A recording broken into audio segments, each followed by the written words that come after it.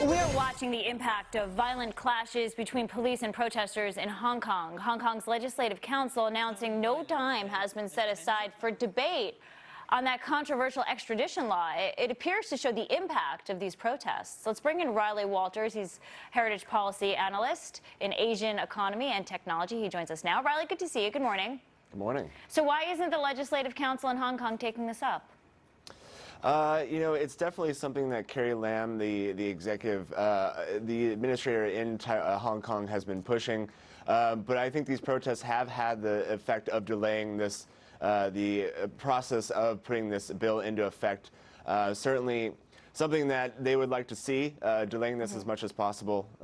So I think to a certain degree, they've had some success. Yeah, as the world looks at the optics of all of this, tear gas, riots, massive protests, as Connell just told us, they'll likely continue into next week.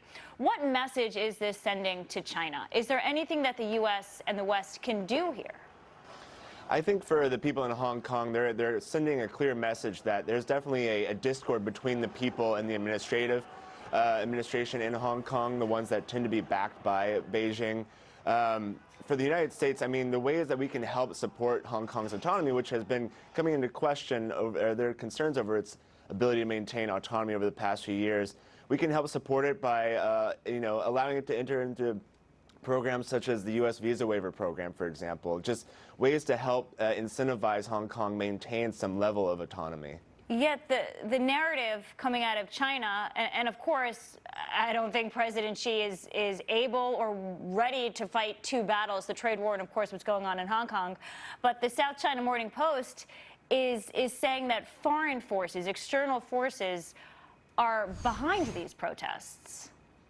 That's a clear narrative you hear from, for example, like state media coming out of China. It's always someone else's fault when it's, clearly Beijing's influence in Hong Kong and their actions that they're taking to try and gain more control over Hong Kong. Yeah. It's pretty clear, for the last several decades, Hong Kong has been a pretty stark, pretty strong example of a thriving democracy, a thriving free economy, and so, Beijing doesn't like that, so they want to try and press against that as much as possible. Yeah. Riley Walters, thank you.